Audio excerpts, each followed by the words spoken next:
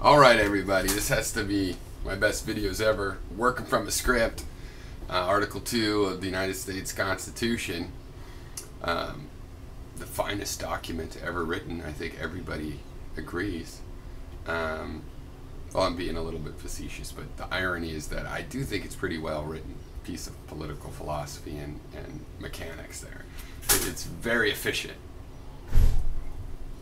And the writing seems to stand the test of time, you know. They spell choose, C-H-U-S-E, but other than that, it's pretty accessible to, it's some robust language, right? They had a lot of colloquialisms and stuff that could be used. And they're very analytic. You can see the influence that these guys were well read, mostly, even the nutty ones. Anyway, Article 2, Section 1. The executive power shall be vested in a President of the United States of America.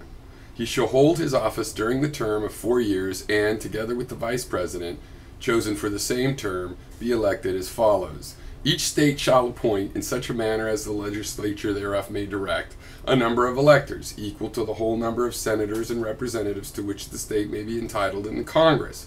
But no senator or representative, or person holding an office of trust or profit under the United States shall be appointed an elector. Here's a big stricken out part. The electors shall meet in their respective states and vote by ballot for 2 persons, of whom one at least shall not be an inhabitant of the same state with themselves, and they shall make a list of all the persons voted for and of the number of votes for each, which list they shall sign and certify and transmit sealed to the seat of government of the United States, directed to the President of the Senate, which is the Vice President of the United States, right? The President of the Senate shall, in the presence of the Senate and House of Representatives, open all the certificates, and the votes shall then be counted. The person having the greatest number of votes shall be the President. If such number be a majority of the whole number of electors appointed, and if there be more than one who have such a majority and have an equal number of votes, then the House of Representatives shall immediately choose by ballot one of them for President. And if no person have a majority, then from the 5 highest in the list, the said House shall in like manner choose the President. But in choosing the President, the vote shall be taken by states, the representation from each state having 1 vote. A quorum for this purpose shall consist of a member or members from the 2/3 of the states, and a majority of all the states shall be necessary to a choice.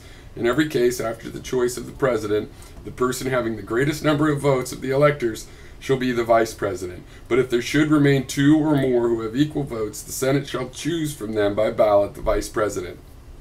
Okay, that whole bit has been changed by an amendment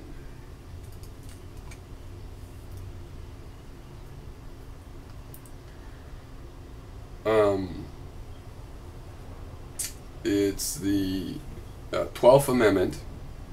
The elector, and it goes like this. The elector shall, I'll read it fast. The electors shall meet their respective states and vote by ballot for President and Vice President, one of whom at least shall not be inhabited in the same state with themselves. They shall name in their ballots the person voted for as this was 1804, so this is a pretty quick switch. Those guys might have thought it was a living document. I don't know.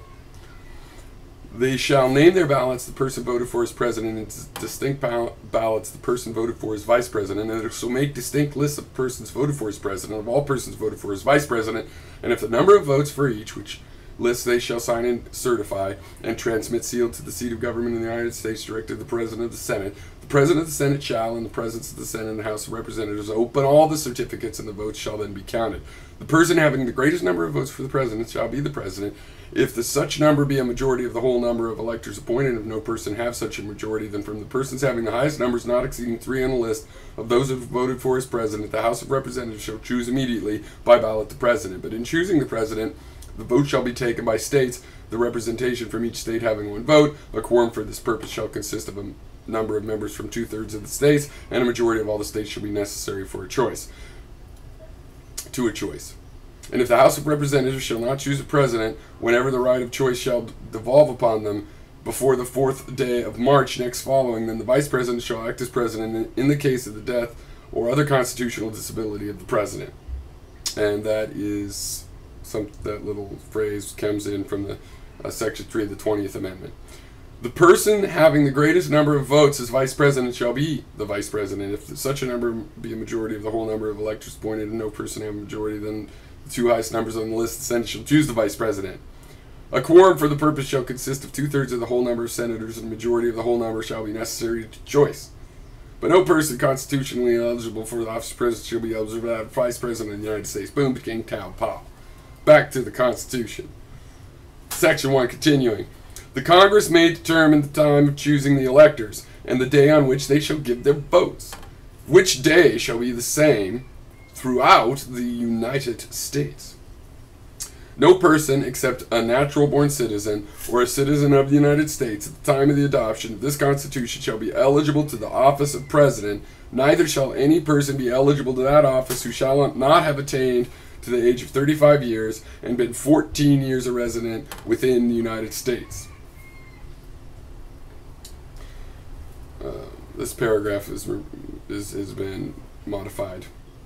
The original is, in case of the removal of the president from office, or of his death, resignation, or inability to discharge the powers and duties of said office, the same shall devolve on the vice president. And the Congress may by law provide for the case of removal, death, resignation, or inability, both the president and the vice president, declaring what officer shall then act as president, and such officer shall act accordingly, until the disability be removed, or a president shall be elected.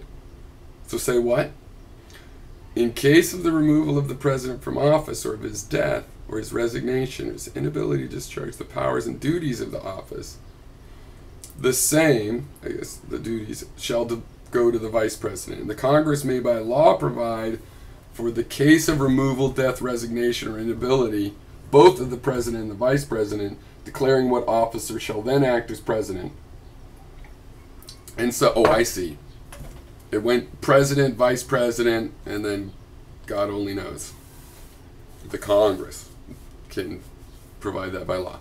So probably what this links to is the current version that, of course, that we do, where it goes down to the speaker and stuff.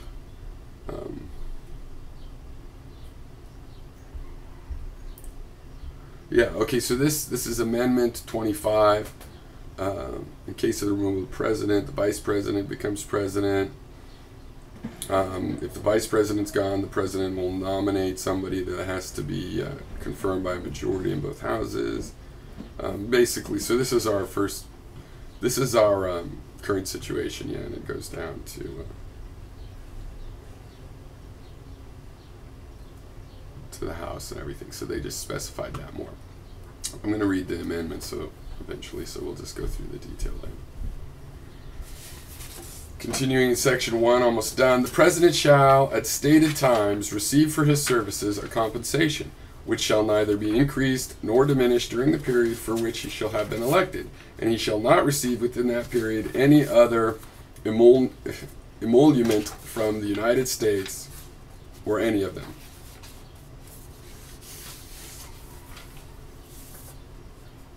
I don't understand where any of them. Okay, the president shall, at stated times, receive for services a compensation which shall neither be increased or diminished during the period, which is interesting. I didn't remember that either. I read the Constitution regularly, but I spent a few years, and some of the stuff is just in one ear and out the other. I think I'm reading it more closely, probably. I've read it a few times in the last couple days. Okay. Which shall neither be increased nor diminished during the period for which he shall have been elected. And he shall not receive within that period any other emolument from the United States or any of them. Before he enter on the execution of his office, he shall take the following oath or affirmation. I do solemnly swear or affirm that I will faithfully execute the office of President of the United States and will, to the best of my ability, preserve, protect, and defend the Constitution of the United States. Okay, this word keeps coming up, and I just assumed I know what it meant, but let me look up emolument, maybe the pronunciation.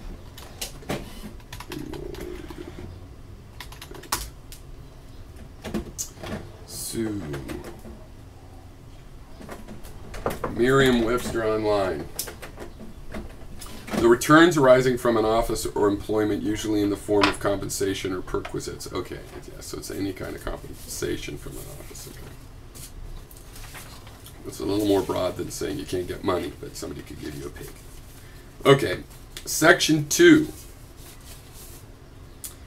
The President shall be the Commander-in-Chief of the Army and Navy of the United States, and of the militia of the several states that we don't really have, but maybe is the National Guard, when called to the actual service of the United States. He may require the opinion in writing of the principal officer in each of the executive departments upon any subject relating to the duties of their respective offices, and he shall have the power to grant reprieves and pardons for offenses against the United States, except in cases of impeachment.